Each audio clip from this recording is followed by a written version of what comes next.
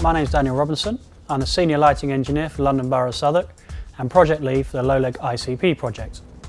In this second video, we'll be looking at how we move to our desired future state of having a framework contract with embedded common specification and an education plan, and what steps we need to take to make this a reality.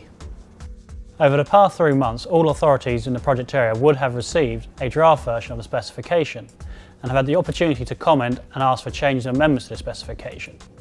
We are now in a position where the final common specification is agreed, and you should all be happy and familiar with this. As part of the engagement process, we invited all potential suppliers to the ICP framework to a one-day workshop. In this workshop, we discussed items such as performance, standard order forms, availability of resources, and how the framework may look. After a number of meetings with procurement specialists, it was decided that ESPO, the Eastern Shires Purchasing Organisation, would be our best route to deliver the framework. This is because they're a non-for-profit public sector organisation who already have a number of framework contracts within the highway sector.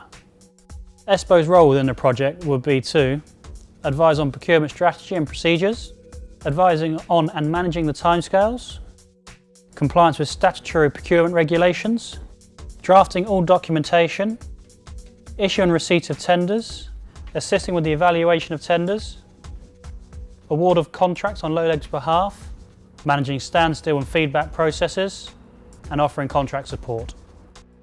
By working in partnership with ESPO and the large amount of groundwork which is already done by the project team, we have been able to produce a framework proposal, a methodology for letting the contract, and a timeline. The proposed framework will run for 4 years on a 2+2 basis and be a multi-supplier contract. The project area will be broken up into geographical lots, these being Central London, Inner London, Outer London and the South East. This should enable local providers to offer best value services. As well as this geographical break, there will also be discounts for quantities of works, enabling authorities to purchase larger quantities of connections at a lower rate. Given the contract value, we will need to issue a formal contract notice in the official journal of the EU. This leaves us with 2 possible routes to procurement. Firstly, the open procedure, or secondly, this restricted procedure. Working with ESPO, we have decided that the open procedure would be the best route for us. Based on using the open procedure, we have created a timeline to have the framework ready for use by the 1st of April 2014. To achieve this, there are some key dates and key activities that need to be met. The initial tasks set out in the framework for completion in late September have been done. This leaves the contract drafting and the issuing of tenders in October and November, with contract evaluation and issuing from December through to February, the start date of the 1st of April 2014. As you can see from the proposed timelines, we are working to a tight schedule. However, there has been a little bit of slippage built into this, should we need it.